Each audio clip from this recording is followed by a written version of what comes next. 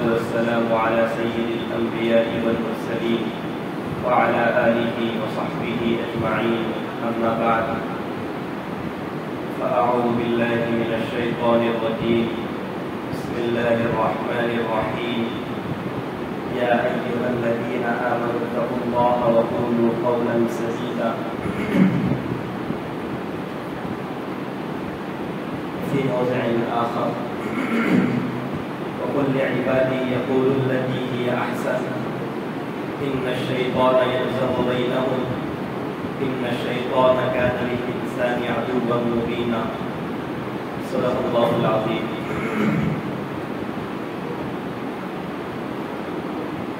عزیز، زبان اللہ تعالیٰ کی عظیم نعمت ہے. اس سے انسان اپنے خیالات، جذبات اور احساسات کا اظہار کرتا ہے. اس نعمت کا صحیح استعمال انسان کو جنت میں پہنچا دیتا ہے اور غلط استعمال جہنم میں لے جانے کا سبب بنتا ہے. اس فانی دنیا میں اگر کوئی شخص زبان سے کلمہ طیبہ کا اقرار کر لے تو وہ مسلمان کہلاتا ہے، اور اسی زبان سے کفریہ جملے، کفریہ کلمات نکال دے تو اس کو کافر ڈکلیئر کر دیا جاتا ہے. زبان سے انسان ولایت کے درجات پر فائز ہو جاتا ہے، اور زبان ہی کی وجہ سے انسان شیطان کا دوست بن جاتا ہے. تاریخ گواہ ہے کہ زبان کی وجہ سے بڑی بڑی جنگیں ہوئی ہیں، اور اسی زبان کی وجہ سے جنگیں تھمی بھی ہیں. مذاکرات کے ذریعے عظیم جنگوں کا خاتمہ ہوا ہے. گھروں میں نا اتفاقی، ناچاقی اسی زبان کی کارستانی ہے، اور اگر گھر میں محبت، اپنائیت اور خلوص ہے تو اسی زبان کی رہی نمت ہے. زبان ہی ایک معمولی سی بات کو بڑھا کر قتل تک لے جاتی ہے، اور زبان ہی دو قاتلوں کو صلح پر آمادہ کر دیتی ہے. زبان سے رشتے آپس میں جڑتے اور مضبوط ہوتے ہیں، اور زبان ہی سے رشتوں میں تلخیاں پیدا ہوتی ہیں. اور زبان انسان کے اخلاق و کردار پہچاننے کا بہترین ذریعہ ہے. یہی وجہ ہے کہ عقل مند کہتے ہیں پہلے تول لیا جائے پھر بولا جائے.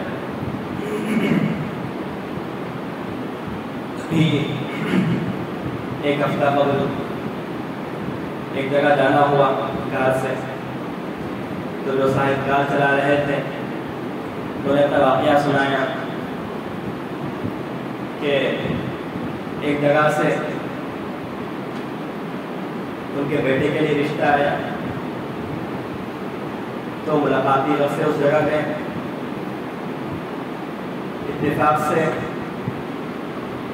جس گھر کے سامنے آپ نے گاڑی روکی تھی وہ گھر، اس گھر کا مالک وہی شخص تھا جس کے پاس سے رشتہ آیا. گاڑی روکتے ہی تھوڑی دیر کے بعد گھر کا مالک آیا اور اپنے گھر کے سامنے گاڑی کھڑے کرنے پر خوب یہ وہ اور فول کر دیا.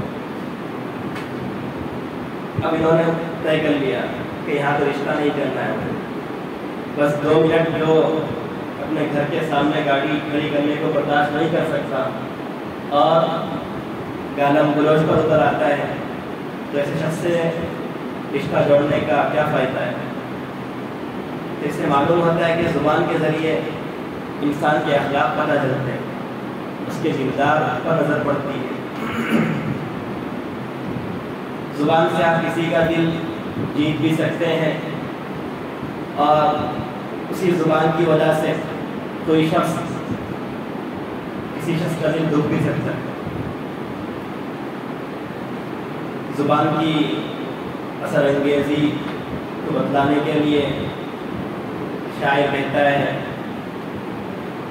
جراحت السنان لها التیام ولا یلتام ما جرح اللسان، کہ تیروں کے تلواروں کے جو زخم ہیں وہ تو مندمل ہو جاتے ہیں، کسی نہ کسی دن ٹھیک ہو جاتے ہیں، لیکن زبان کی وجہ سے دل پر جو اثر پڑتا ہے، دل جو چھلنی ہو جاتا ہے، وہ کبھی مندمل نہیں ہوتا، کبھی وہ زخم ٹھیک نہیں ہوتا، بلکہ ہمیشہ ہرا ہی رہتا ہے۔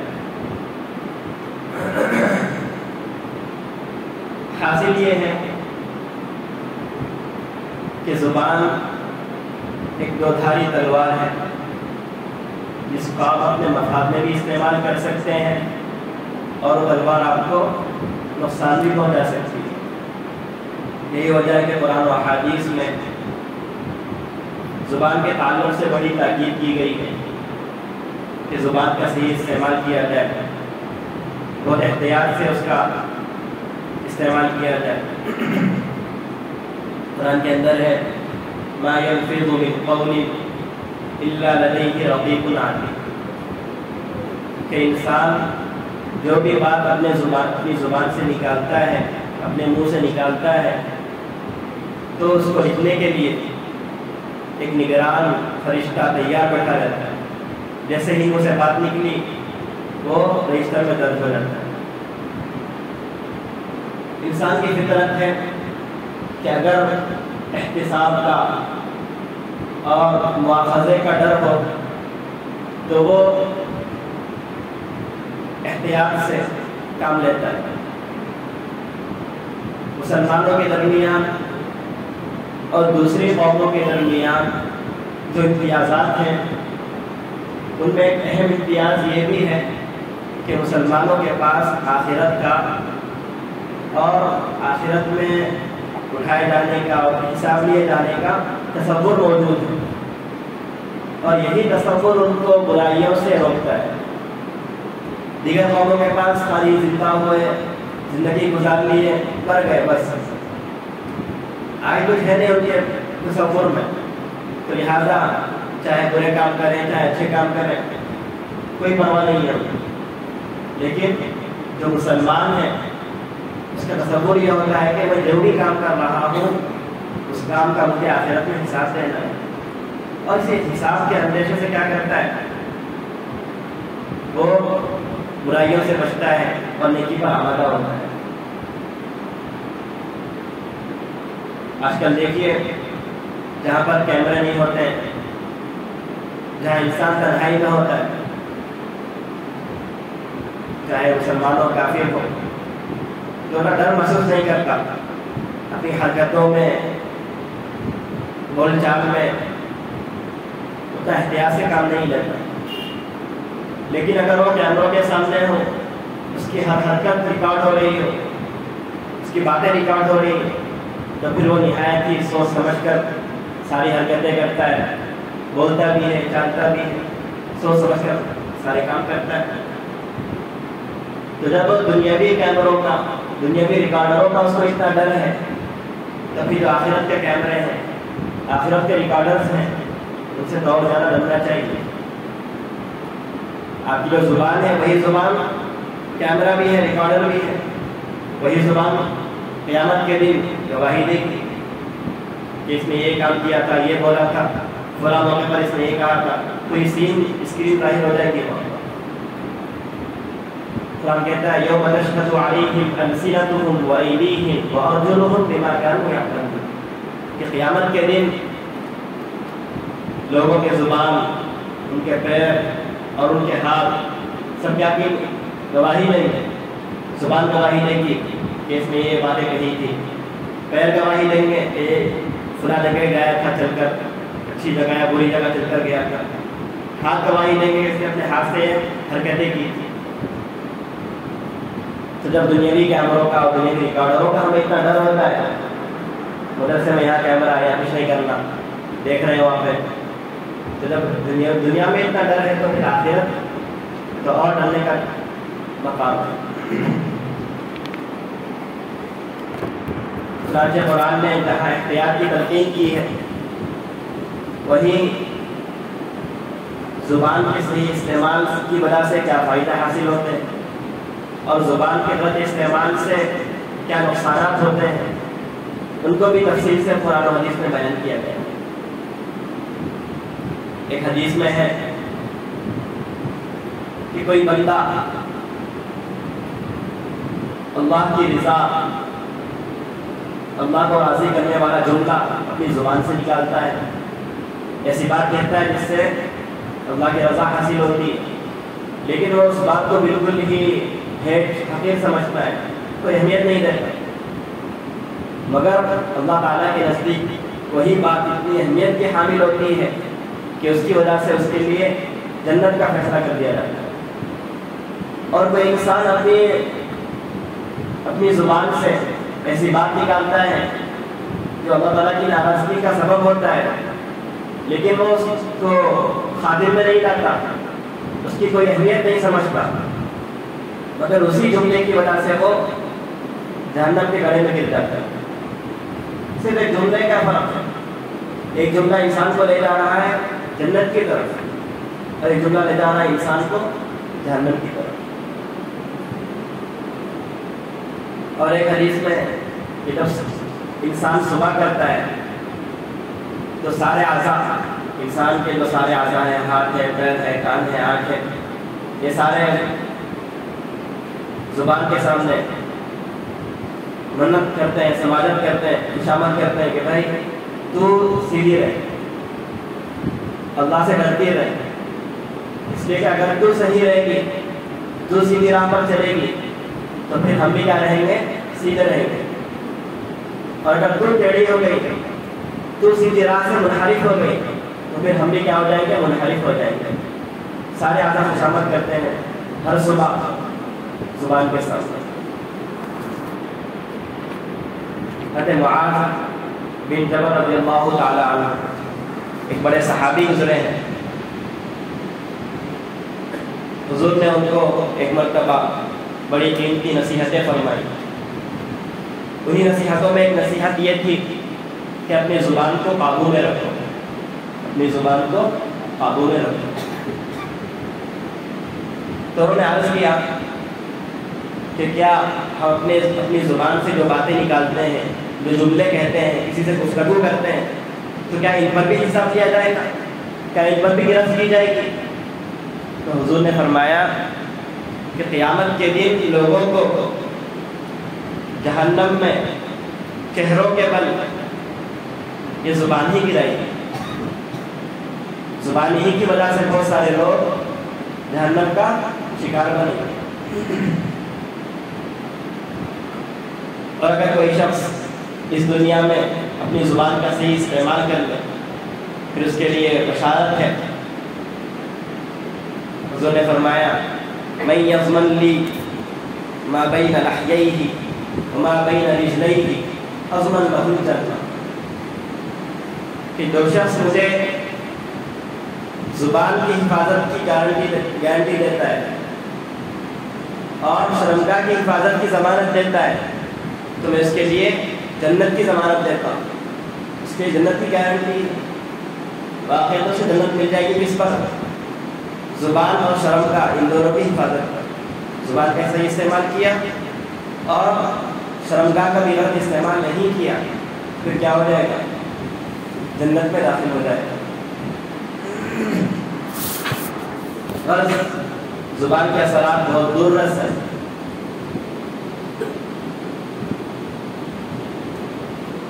زبان کی جو نیکیاں ہیں وہ تو کرنا ہی چاہیے، لیکن برائیوں سے بچنا زیادہ ضروری ہے۔ انسان کے جو بھی اعضاء ہیں ہر روزو یا تو اس کا صحیح استعمال ہے جو نیکی کہلاتا ہے، یا غلط استعمال ہے جو برائی کہلاتا ہے۔ تو نیکی تو کرنا چاہیے، اللہ کا ذکر کیجیے، تلاوت کیجیے اور دیگر اچھے کام کیجیے، سبق یاد کیجیے، علم حاصل کیجیے زبان سے، تو یہ ساری چیزیں تو ہونی چاہیے، نیکی ہونی چاہیے۔ لیکن اس سے اہم کیا ہے؟ اس سے زیادہ اہم ان برائیوں سے بچنا ہے جو زبان کی ہے۔ کئی تقریباً 20 برائیاں صوفیہ نے ذکر کی اپنی کتابوں میں. مستقل کتابیں اس موضوع پر لکھی گئی آفات لسان کے نام سے کہ یہ زبان کی آفتیں ہیں, اس سے بچنے کی کوشش کرنی چاہیے. اور پھر ان 20 آفتیں 20 یا 30 آفتوں میں سے ہر آفت ایسی ہے کہ جس کے اوپر ایک مستقل مضمون تیار ہو سکتا ہے, لیکن اب یہ مقام ان کی تفصیل کا نہیں ہے, ان طوالت کا نہیں ہے, تو اس لیے مختصر طور پر ان آفات کا تذکرہ میں کرتے ہوئے چلتا ہوں. سب سے پہلی آفت ہے کفر و شرک.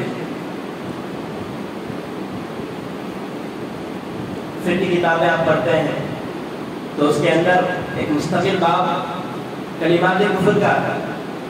ہمارا بدامین میں بھی ہے کلمات کفر کا باب, کہ ان کلمات کو اگر کوئی انسان چاہے انجانے میں یا جانے میں نکال دے کیا ہو جائے گا, وہ کافر ہو جائے گا. جہالت کی وجہ سے یا شدت جذبات کی وجہ سے انسان ان جملوں کو نکال دیتا ہے.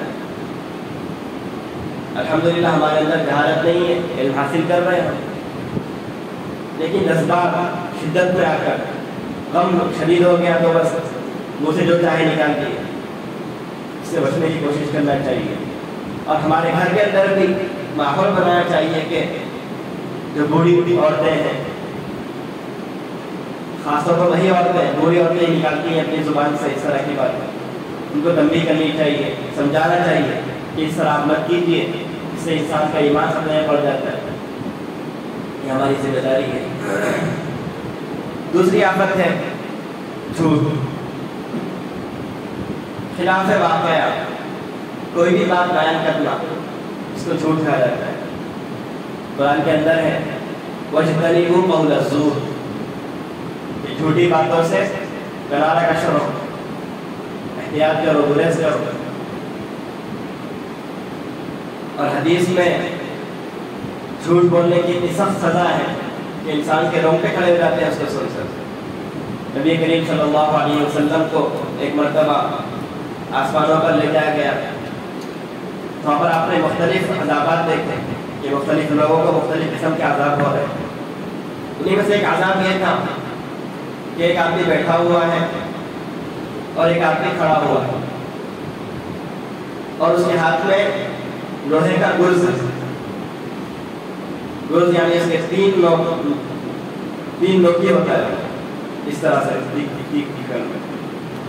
جیسا اس کی مثال لے سکتے ہیں, ہاکی وغیرہ کھیلتے ہیں تو ہاکی میں جیسا مڑ کے رہتا ہے ایسا ہی, تو وہی تکون شکل میں ہو, تین کونی شکل کا ہو, اس کو گرز کہا جاتا ہے. تو جو کھڑا ہوا آدمی ہے وہ لوہے کا گرز لیا ہوا ہوتا ہے, اور اس کے ذریعے یہاں سے اس کو داخل کرتا ہے, جبڑوں سے اس کو داخل کر کے گدی تک پہنچا دیتا ہے. یہاں تک پہنچانے کے بعد پھر ادھر آتا ہے, یہاں سے چیر کر اس کو یہاں گدی تک پہنچا دیتا ہے, جب تک یہ صحیح ہو جاتا ہے. پھر ادھر آتا ہے, پھر ادھر, اس طرح ہوتا ہی رہتا ہے. تو حضور نے فرشتوں سے پوچھا آخر اس کی عذاب کیوں کیا جا رہا ہے, اتنا سخت عذاب کیوں کیا جا رہا ہے؟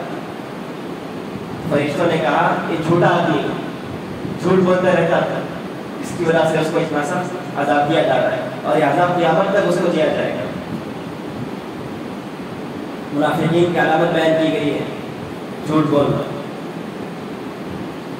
ہمارے خاص طور پر سزا کے ڈر سے طلبا کے اندر کیا رواج ہوتا ہے, جھوٹ بولنے کا. یہ بہت ہی غلط بات ہے.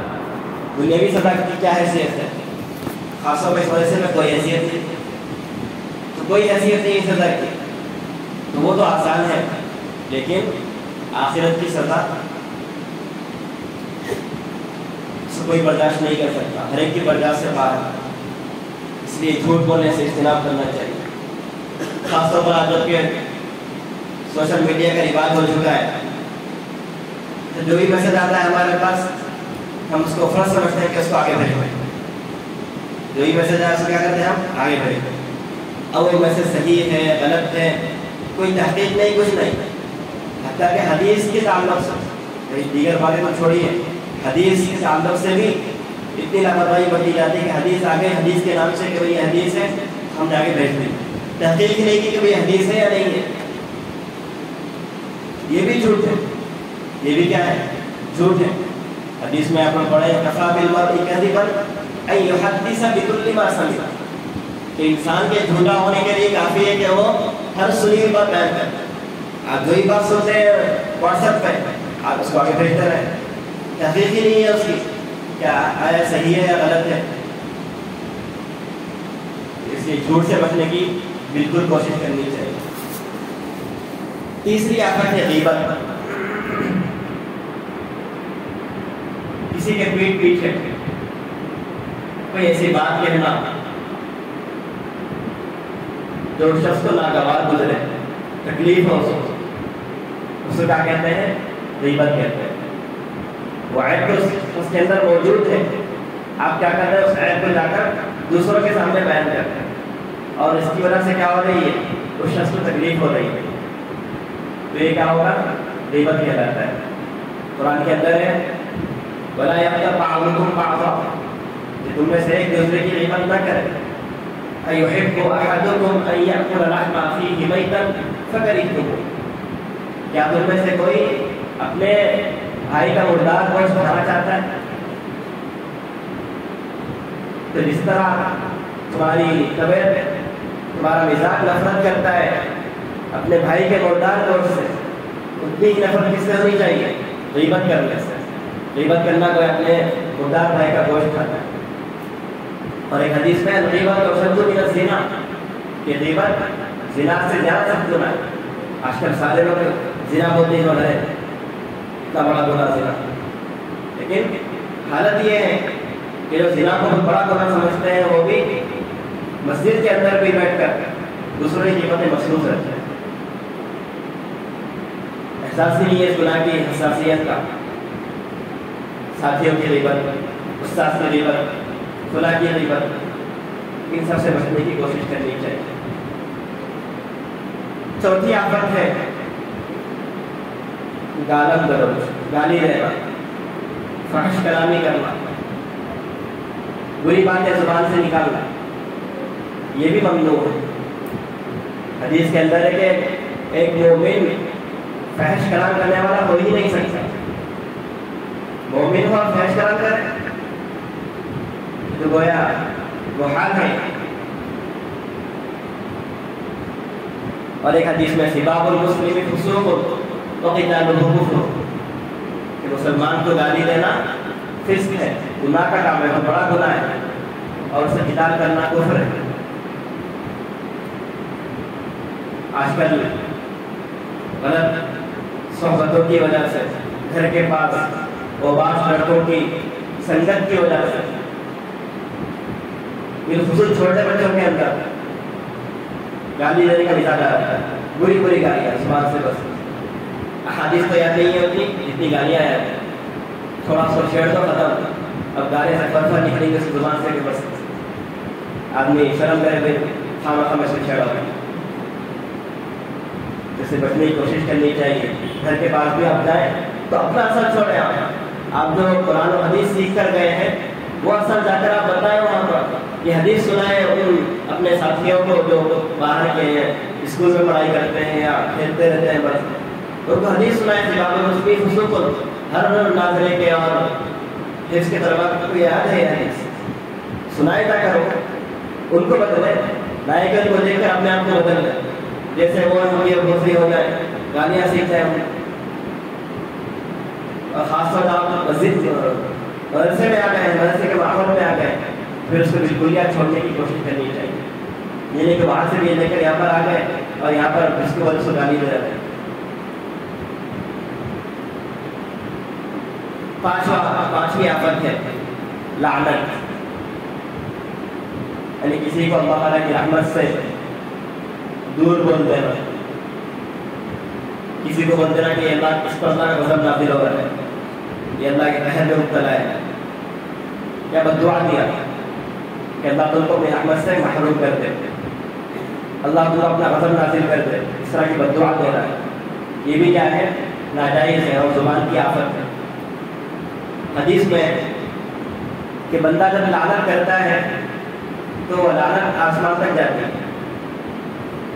آسمان کے دروازے بند کر دیے جاتے ہیں، پھر وہ زمین تک آتی ہے، زمین کے دروازے بند کر دیے جاتے ہیں، پھر وہ دائیں بائیں جاتی ہے، لیکن کئی جگہ ہی نہیں ملتی ہے اس کو کہاں جاؤ، تو بالآخر وہ اس شخص کے پاس آتی ہے جس پر لعنت کی گئی، جس کو آپ نے بد دعا دی ہے یا جس کو برا بھلا کہا ہے، جس پر اللہ کا غضب نازل ہو کہا ہے، اس پر وہ لعنت آ کر آ جاتی ہے۔ لیکن اگر وہ شخص اس کا اہل نہ ہو، اگر وہ شخص اس کا دعا کا اور اس لعنت کا مستحق نہ ہو، تو پھر وہ لعنت سیدھا لعنت کرنے والے کے پاس آ جاتی ہے۔ تو گویا تیر تو مارا کسی اور کو مگر لگ گیا خود تو، گوبر پھینکا کسی اور کے اوپر مگر اپنے اوپر ہی آ گیا۔ تو اس سے بچنے کی کوشش کرنی چاہیے، بہت بری چیز ہے۔ بعض لوگوں کے اندر لحاظ بن جاتی ہے لعنت لعنت ملعون بولنے کی، اس حال سے بچنے کی کوشش کرنی چاہیے۔ حتیٰ کہ یزید جو حضرت حسین رضی اللہ تعالیٰ عنہ کے قتل میں جس کو مانا جاتا ہے کہ وہ شامل تھا، تو اس کے بارے میں کہا تھا اس کو لعنت نہیں کرنی چاہیے، اس پر بھی کیا نہیں کرنی چاہیے، آپ کو لعنت نہیں کرنی چاہیے، اس لیے کہ اگر آپ لعنت کریں اور وہ لعنت کا اہل نہ ہو تو پھر کیا ہوگا، لعنت آپ کے پاس لوٹ کر آ جائے گی۔ اگر لعنت کا اہل بھی ہو لیکن آپ نے لعنت نہیں کی تو کوئی نقصان نہیں ہے آپ کا، آخر میں پوچھ لیں گے آپ سے بھائی ادھر آؤ، تم نے لعنت کیوں نہیں کی اس کے اوپر، پوچھا جائے گا آپ سے، نہیں پوچھا جائے گا۔ تو اس لیے یزید کے اوپر بھی لعنت کرنے سے منع کیا گیا، شیطان پر بھی لعنت کرنے سے منع کیا گیا، تو ہم کیوں خواہ لعنتوں میں اپنا وقت برباد کریں؟ اپنے اعمال پر کیا کرنا چاہیے، ہمیں توجہ دینا چاہیے۔ چھٹی آفت ہے کسی کا مذاق اڑانا، چاہے میں تو شیطان پر لعنت بولا ہو، شاید غلط پر لعنت کر سکتے ہیں شیطان پر، اس لیے کہ ہم اعوذ باللہ من الشیطان الرجیم پڑھتے ہیں، تو رجیم کے معنی ہی کیا ہے، مردود، اللہ کی رحمت سے دور، تو اس لیے وہ بات پر نکلتی ہے، وہ غلط بات۔ چھٹی آفت ہے کسی کا مذاق اڑانا، کسی کا مذاق اڑانا، کسی کے فون کا کسی کا مذاق اڑا دیا، نقل کرے کسی کا مذاق اڑا رہے، تو یہ بھی کیا ہے، بہت بری بات ہے۔ قرآن کے اندر منع کیا گیا ہے، یا ایھا الذین آمنوا لا یسخر قوم من قوم عسى ان یکونوا خیرا منهم ولا نساء من نساء، کہ نہ مرد مردوں کا مذاق اڑائیں اور نہ عورتوں کا مذاق اڑائیں، کسی کا تمسخر نہیں کرنا چاہیے۔ قیامت میں اس کی سزا بہت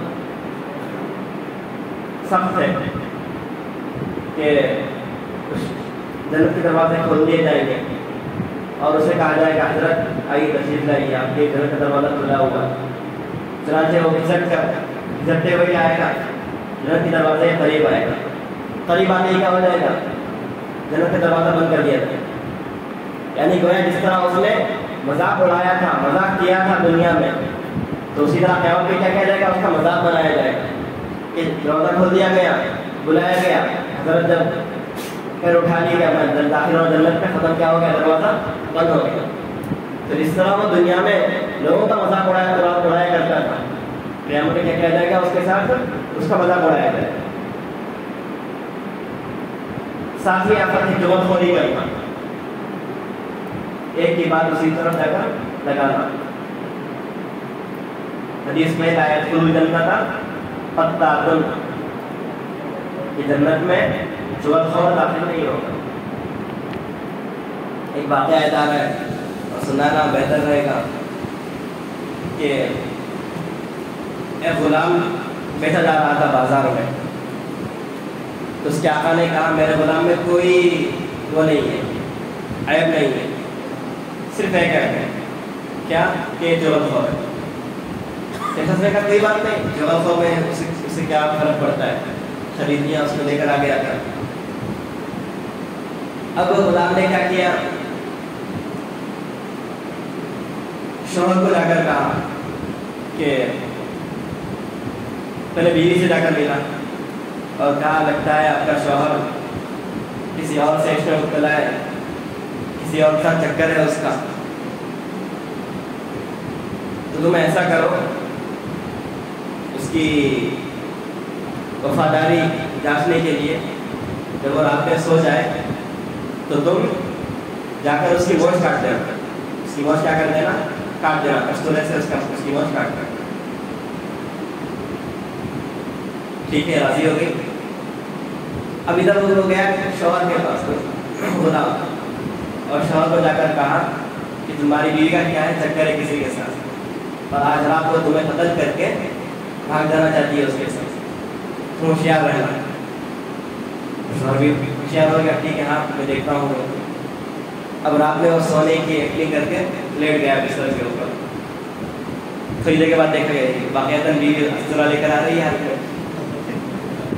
اب جیسے ہی بیوی آئی قریب، اب جو کہ غلام نے کہہ دیا تھا قتل کرنے آ رہی ہے، تو فوراً اٹھا اور اسی استرے سے کیا کر دیا، بیوی کو قتل کر دیا، ٹپکا دیا. اب بیوی کے جو رشتے دار تھے وہ آئے اور آ کر شوہر کو مار دیا. شوہر کے رشتے دار والے آپ دونوں آپس میں لڑنا شروع کر دیا، ان کو بتا شروع ہو گیا. تو اتنا بڑا جغل خور، اتنا بڑا فساد پھیلایا جاتا ہے. یہاں کی بات وہاں لگایا، ادھر کی بات یہاں لگایا، تھوڑا شامل کر دیا اپنی طرف سے، ختم. اتنا بڑا فساد پھیل گیا زمین کے اندر. تو اسی جغل خوری سے کیا کرنا چاہیے، بچنا چاہیے. بہت سارے طلبا کے اندر عادت ہوتی ہے جغل خوری کرنے کی، ایک کی بات ادھر لگانے کی، ادھر کی بات ادھر لگانے کی، سے بچنے کی کوشش کرنی چاہیے. 8ویں آفت ہے کسی کی بیٹا تعریف کرنا. آج کل تو گویا ایک فیشن بن گیا ہے، تعریف کرنے کا کیا ہے، فیشن ہے. بس جو بھی حضرت ارے آپ کو ہوا ہے ختم، اب اتنا چڑھایا اتنا چڑھایا اتنا چڑھایا گری گئے. حضور نے فرمایا، ایک حضور کے سامنے ایک صحابی نے دوسرے صحابی کی خوب تعریف بالغا کر دیا اس کے اندر. تو حضور نے فرمایا اہلکتم، کہ تم نے اس کو ہلاک کر دیا، تم نے کیا کر دیا، ایک شخص کو ہلاک کر دیا. یا فرمایا قطعتم ظہر الرجل، کہ تم نے اس آدمی کی پیٹھ کاٹ دی، یعنی گویا مار دیا. وہی مار دیا. کیوں مار دیا؟ اس لیے کہ جب آپ کیا کریں گے، اس شخص کے سامنے اس کے منہ پر تعریف کریں گے تو اس کے اندر عجب پیدا ہو جائے گا، تکبر پیدا ہو جائے گا. اور یہ عجب اور تکبر کتنی سنگین بیماری ہے، آپ سن بھی چکے ہوں گے پچھلے محاضرات میں، یا نہیں سنے تو آئندہ سن لیں گے.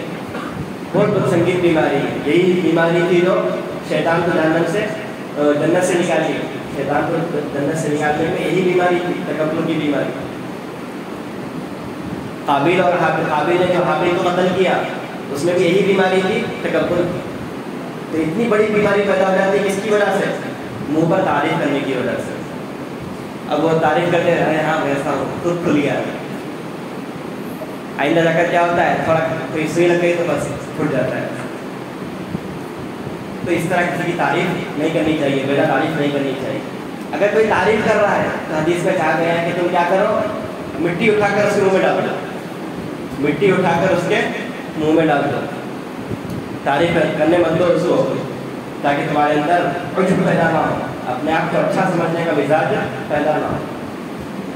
پھر جو تعریف کرنے والا ہے، اگر وہ خلاف واقعہ تعریف کر رہا ہے، بول رہا ہے آپ بہت تواضع والے ہیں، تکبر کرتا ہے، بول رہا ہے آپ بہت بردبار ہے، حالانکہ ہمیشہ اس کی ناک چڑھی ہوئی رہتی ہے، ہمیشہ ہر ایک کو لگاتا رہتا ہے، اور اسے کیا بول رہا ہے آپ بہت بردبار ہے، اچھے مزاج والے ہیں.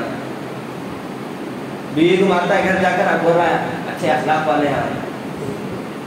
تو ہے تو وہ اس کے اندر دنیا کی ساری برائیاں ہیں، اور وہ کیا کر رہا ہے، اس کی تعریف کر رہا ہے، ساری اچھائیوں سے ڈنڈا رہا ہے. تو یہ کیا ہے، جھوٹ. یہ کیا ہو گیا، جھوٹ ہو گیا. اور جھوٹ کی بدترین سزا بھی میں بیان کر چکا ہوں. اور اگر اس کے دل میں تو نہیں ہے، یعنی جو تعریف کر رہا ہے دل کے لحاظ سے اچھا نہیں سمجھتا ہو، اس کا دل آمادہ نہیں ہے تعریف کرنے پر، لیکن زبان سے کیا کر رہا ہے، خالی بس تعریف کے بول بول رہا ہے. تو یہ کیا ہے، ریا ہے، دکھلا ہوا ہے. اور ریا بھی کیا ہے، بہت بڑا گناہ ہے. تو اس لیے کسی کے منہ پر بیٹا تعریف کرنے سے ہمیں بچنا چاہیے، اور اس فیشن کو چھوڑنے میں اپنا تعاون کرنا چاہیے. کسی کی تعریف نہ کریں، کسی کے سامنے کسی کی تعریف نہیں کریں. ہاں استاد اگر ہے، کوئی بڑا ہے، آپ کا بڑا بزرگ ہے، والد ہے، اور وہ ہمت افزائی کے لیے تعریف کرنا چاہے تو اس کی گنجائش نہیں کر سکتی ہے دماغ میں رہ کر. اور عام طور پر بڑے لوگ اعتدال میں رہ کر ہی تعریف کرتے ہیں، زیادہ تعریف نہیں کرتے۔ ہمارے ایک استاد تھے تو کچھ تعریف کر دیتے تھے کلاس میں، ٹھیکاتے تھے بولتے تھے خوش مت ہو، پڑھتے رہو۔ تو اعتدال ہونا چاہیے، تعریف کی وجہ سے نہیں تعریف کر دی بیٹے کی تو اچھا پڑھایا بچہ سنایا، اگلے دن سو رہا کلاس میں، تو یہ کیا ہے؟ تو اس طرح کی تعریف نہیں چاہیے، اعتدال میں رہ کر تعریف ہو۔ یا محبت کا اظہار کرنا ہے، کیا کیا کرنا ہے؟ اپنے ساتھی سے محبت کا مطلب حقیقی محبت، اچھی محبت، یہ محبت مراد نہیں ہے۔ آج تو محبت کا لفظ بھی کیا ہو گیا؟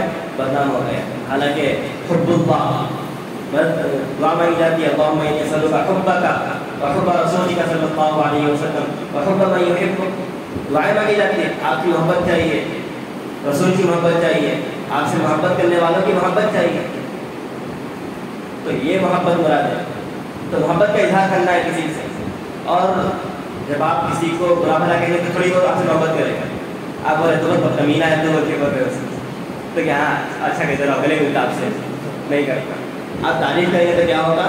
دونوں میں نرمی پیدا ہوگی، انسیت پیدا ہوگی، تو وہ مراد ہے۔ کسی کو محبت کا اظہار کرنا ہے، کیا کر سکتے ہیں آپ؟ تعریف کر سکتے ہیں، اعتدال میں رہ کر تعریف کر سکتے ہیں۔ نوی چیز، نوی آفت، آخری آفت تفصیلی جو بیان کرنا ہے وہ ہے گانا گانا۔ وہ کیا ہے؟ گانا گانا۔ موجودہ دور میں ہر گھر میں ٹی وی، ہر گھر میں موبائل، اس کی وجہ سے فلموں کا، سیریلوں کا عام چلن ہو گیا ہے۔ رات میں بڑھ تھک کر آتے ہیں گھر میں، ٹی وی چلا کر بیٹھ جاتے ہیں، فون لے کر بیٹھ جاتے ہیں۔ گھر میں عورتیں کام کر کے تھک جاتی ہیں، کام کر لیتی ہیں مکمل، فون لے کر بیٹھ جاتی ہیں۔ بچے باہر سے تھوڑا کھیل کود کر آتے ہیں یا اسکول سے آتے ہیں، فون لے کر بیٹھ جاتے ہیں۔ طلبا کو چھٹی ملتی ہے، گھر جاتے ہیں، فون لے کر بیٹھ جاتے ہیں، اور فون میں کیا کرنا ہے؟ فہرست بناتے ہیں کہ بھائی ہمیں یہ دیکھنا ہے، یہ دیکھنا ہے، یہ دیکھنا ہے۔ ہمیں جو قضا ہو گئی اتنے دنوں میں اس کی کیا کرنا ہے؟ اس کو قضا کرنا ہے اس کی، تاکہ گناہ نہ ہو۔ استقامت جو ہمارے اندر صفت ہے استقامت کی، اس استقامت پر کیا نہ ہو؟ ختم نہ ہو۔ تو یہ جو رواج ہو چکا ہے، خاص طور پر جو چھوٹے بچے وہ خاص طور پر چھوٹے بچوں کا مطلب یعنی وہی 15 سے کم، خاص طور پر مخاطب تو سارے ہیں لیکن بالخصوص مخاطب کون ہے؟ 15 سال سے کم عمر کے بچے۔ ذہن ان کا کیا ہوتا ہے؟ صاف ہوتا ہے، جو سنتے ہیں فوراً محفوظ ہو جاتا ہے ذہن۔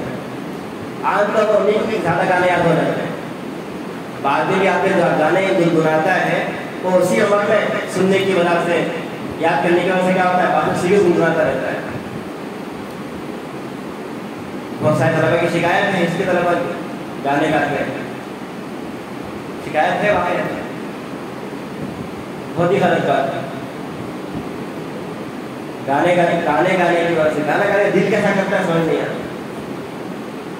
آپ کی زبان، اس سے آپ قرآن یاد کرتے ہیں، تلاوت کرتے ہیں، علم حاصل کرتے ہیں، منہاج پڑھتے ہیں، فقہ پڑھتے ہیں، حدیث پڑھتے ہیں۔ اس زبان سے آپ ذکر کرتے ہیں، اللہ کا نام لیتے ہیں، اسی زبان سے آپ گانے گائیں۔ اس سے دل کیسا آمادہ ہوتا ہے، دل کیسا اس کو گوارا کرتا ہے۔ جو آدمی گانا گاتا ہے روحانیت بالکل ختم ہو جاتی ہے اس کے اندر سے، عبادت کی نظر بالکل ختم ہو جاتی ہے۔ اس لیے کہ گانوں کا جو مقصود ہوتا ہے، جو اس کا محور ہوتا ہے وہ کون ہوتا ہے؟ مجازی جو معشوقات ہیں وہ اس کا محور ہوتی ہے، انہیں کو ذہن میں رکھ کر، انہیں کو نظر میں رکھ کر وہ گانے گائے جاتے ہیں۔ کوئی اللہ کی محبت تھوڑی گانے گاتا ہے، تو مجازی عشق آپ کے اندر آئے گا، آپ کے دل میں آئے گا، تو یہ واقعات تو یقیناً جو عشق حقیقی ہے وہ آپ کے دل سے نکل جائے گا۔ اس عادت کو بالکل چھوڑنے کی ضرورت ہے، خاص طور پر اس کے طلباء کو کہتا ہوں، ہر طلباء سے، ہر طالب سے کہتا ہوں، خاص طور پر اس کے طلباء سے کہتا ہوں، گانے سننے کی اور گانے گانے کی عادت بالکل اپنے چھوڑ دیں آپ، اگر ہے کسی کے اندر تو۔ قرآن حدیث میں ہے الغناء یوبد النفاق فی القلب، کہ گانا دل میں نفاق کو اگاتا ہے، گانا دل میں نفاق کو اگاتا ہے۔ نفاق منافق بن جاتا ہے آدمی. اور یہاں اللہ جسم کیا اگاتا ہے، یعنی جس طرح کوئی کھیتی ہو، اس کھیتی پر آپ پانی بارش ہو یا پانی سوزے تو جس طرح جلدی مختصر زمانے میں گھاس نکل آتے ہیں، کھیتی نکل آتی ہے، تو اسی طرح دانے ڈالنے کی وجہ سے مختصر مدت میں کیا ہو جاتا ہے، انسان کے اندر نفاق پیدا ہو جاتا ہے. تو اس سے بچنے کی بالکل کوشش کرنی چاہیے، بالکل کوشش کرنی چاہیے. جو جن نو آفتوں کا بھی بیان ہوا ہے، جھوٹ ہے، غیبت ہے، گالا گلوچ ہے، منہ پر بیٹا تعریف کرنا ہے، گانا گانا ہے، جغل خوری کرنا ہے، ان سب سے بچنے کی کیا کرنی چاہیے، ہمیں کوشش کرنی چاہیے.